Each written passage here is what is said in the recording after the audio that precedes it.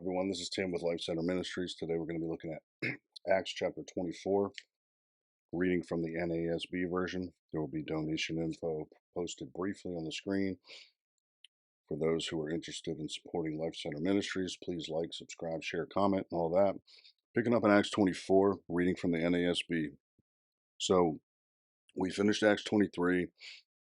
Paul is presented to Felix with this letter from Claudius Lysias, who sent him to Caesarea to stand before Felix, Governor Felix. And Felix gives orders for Paul to be kept in Herod's praetorium, where Paul has some freedoms, but he's still in custody, and as he's waiting for his accusers to arrive.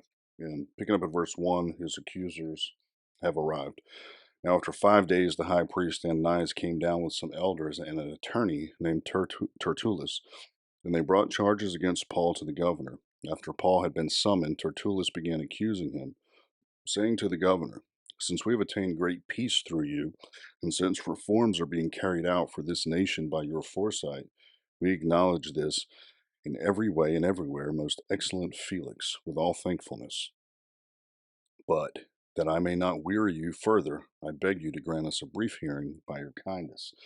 So the Jewish leadership shows up and they're taking this seriously. So we see some elders are here, we see Ananias himself is here, and then they bring this attorney named Tertullus along as well.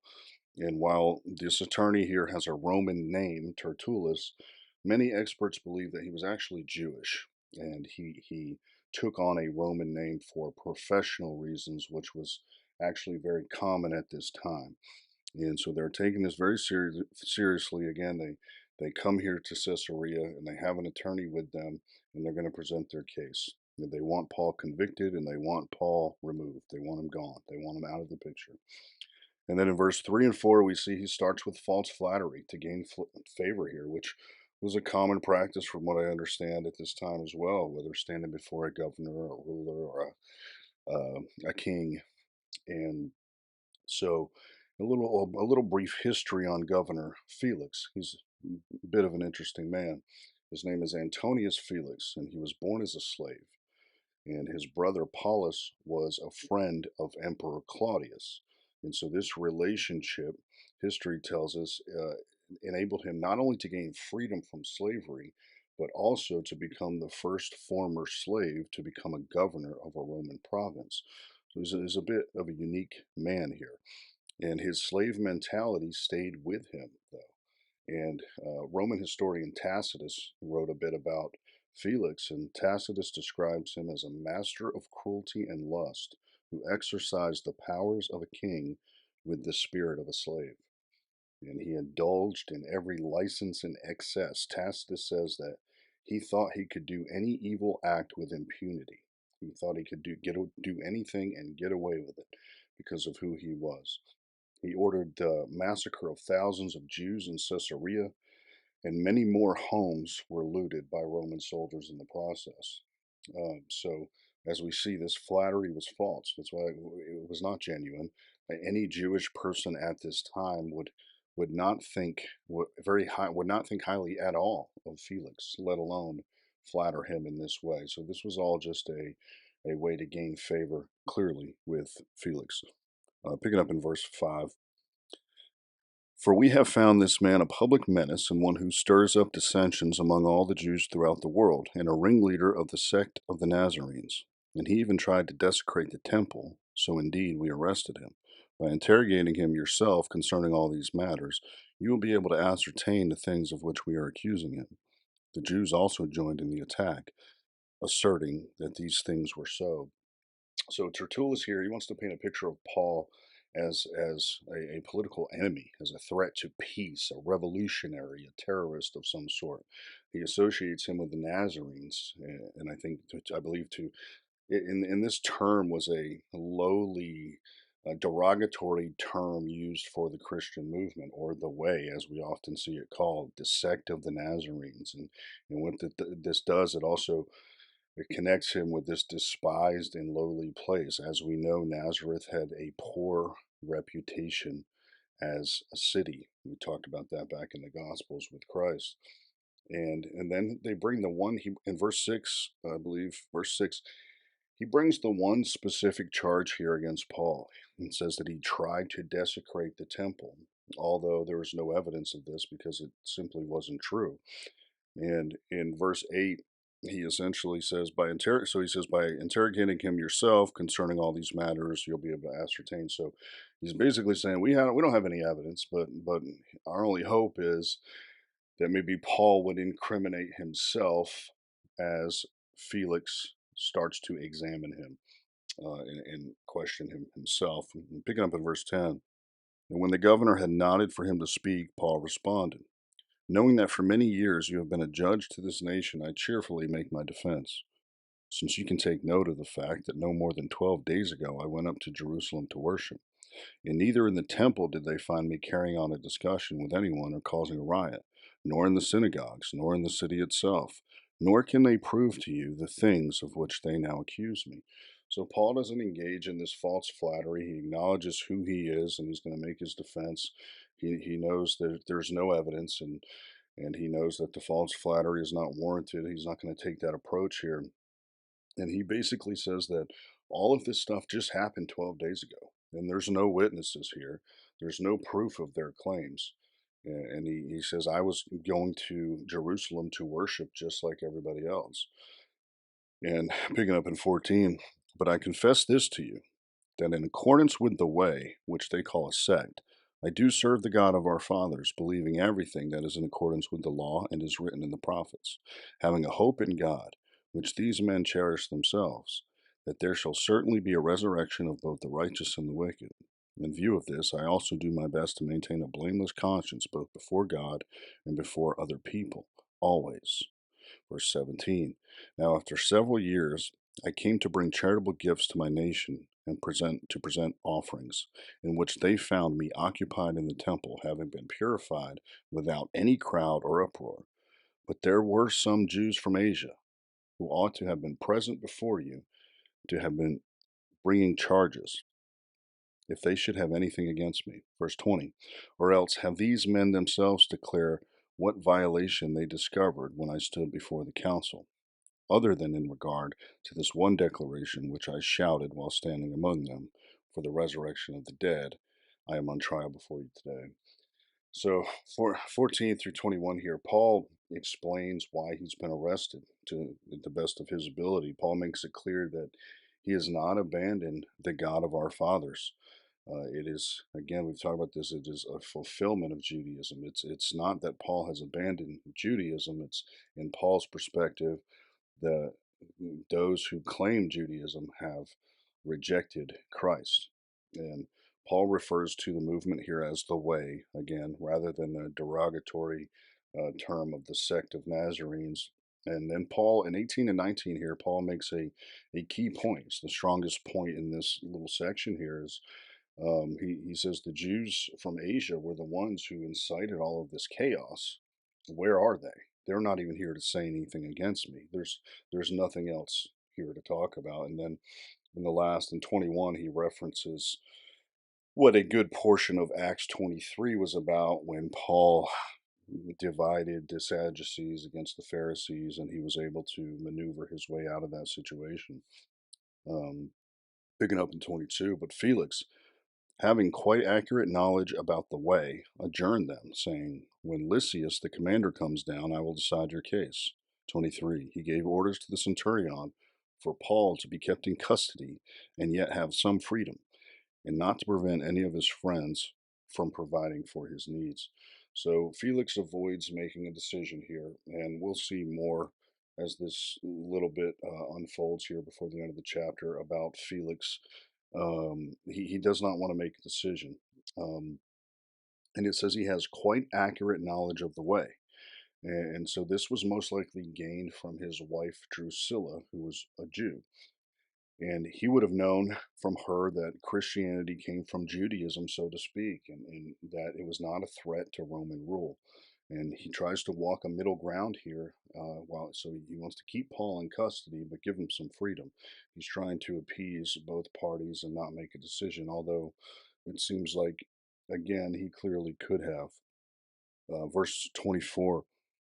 Now, some days later, Felix arrived with Drusilla, his wife, who was Jewish, and he sent for Paul and heard him speak about faith in Christ Jesus. But as he was discussing righteousness, self control, and the judgment to come, Felix became frightened and responded, "Go away for now, and when I have an opportunity, I will summon you."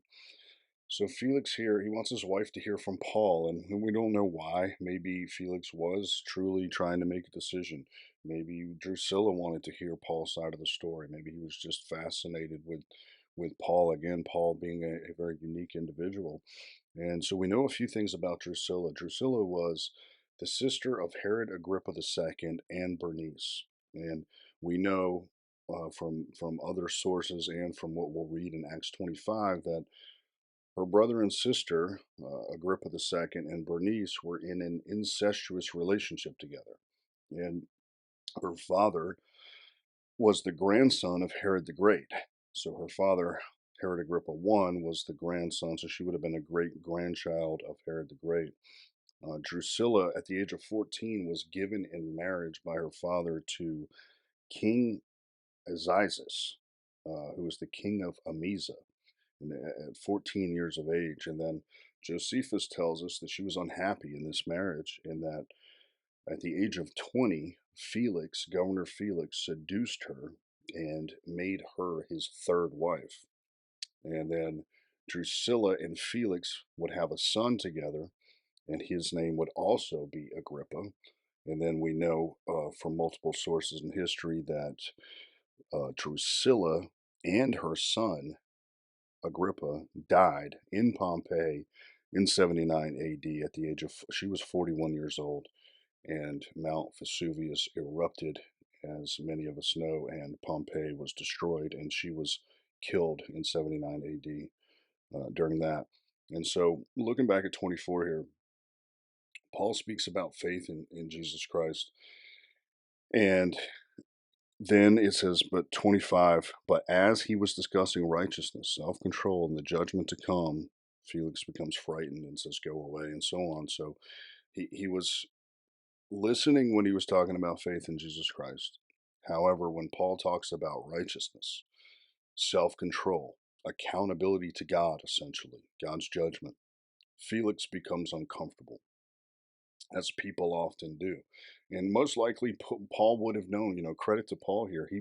He most likely would have known, he would have heard about this stuff that was going on in this family, and um, the undisciplined behavior, I guess, is a light way to put it. Um, and he addresses it. He doesn't dance around it. He's not, Paul is not trying to gain favor here with Felix by dancing around some hard truth. He's giving him the hard truth. He's telling him, he's talking to him about things like self control and accountability before God and righteousness. And Felix doesn't want to hear it again, as often people don't like to do. You give people a nice message about grace and faith, and they'll listen all day. You start talking to them about righteousness and self-control and accountability. They don't want to look at that for, I think, a variety of reasons. And Felix doesn't want to hear any more of this here. And like I said, so people don't like to look at this stuff. I think it's because it means they have to change. It means I have to change. Change is uncomfortable, and it often involves an admission of wrongdoing. My way was wrong. I need to change. Anytime I change something, it means many times, not any time, but many times it means that the path I was going down was wrong, or I need to adjust this, and that's hard. It hurts the ego, the almighty ego, and many times the ego is our biggest enemy. The devil, we blame a lot of stuff on the devil, and rightfully so. We have an evil adversary. Peter makes it clear, who's out seeking who he can devour, and he is against us. We have a real uh, adversary, and there's spiritual adversaries, and I think some people spend too much time on that. I think sometimes our biggest enemy is right here. It's right in here, or right in here, however you want to look at it, and it is the almighty ego. The ego is many times the biggest enemy of our spiritual growth, or our change, or etc. Picking up at verse 26. At the same time, he was also hoping that money would be given to him by Paul. Therefore, he also used to send for him quite often and talk with him. Verse 27, but after 2 years had passed, Felix was succeeded by Porcius Festus, and Felix, wanting to do the Jews a favor, left Paul imprisoned. So maybe perhaps here the true motives of Felix are revealed. He was looking for money. He was maybe hoping that Paul at some point over this 2 year period uh, would get tired of being in custody, and he would want his freedom, and he would offer money to be released. And this day never came. Again, we see Paul living with the utmost integrity. Paul most likely he was smart. He was street smart. He was book smart. He would have known that he could have probably bribed him to get out of this, but he didn't. And another thing, from what I understand under Roman law, you could not hold someone more than 2 years without a guilty ruling. So he was due to be released here. His time was up, yet Felix will not let him go. He wants to do the Jews a favor, it says. And so he leaves Paul in custody in spite of knowing that he was innocent to appease the Jews, and in spite of, so it's some say here that Felix violated or broke Roman law by not setting Paul free at this point. And it's just like Pilate with Jesus when we saw at the end of the Gospels, Felix is more concerned with the opinions of man than doing the right thing, just as Pilate was. And that's kind of where we leave. But I'm going to leave with one question today to ask yourself, for me to ask myself: in what way, or what ways are you and I more concerned with what people think than what I'm doing, if I'm doing what's right before God? In what ways are you more concerned with the opinions of men than doing what's right in God's eyes? And that's all the time we have for Acts 24, short chapter. Donation link will pop up. Thank you for watching. Please subscribe, comment, share, and like. God bless.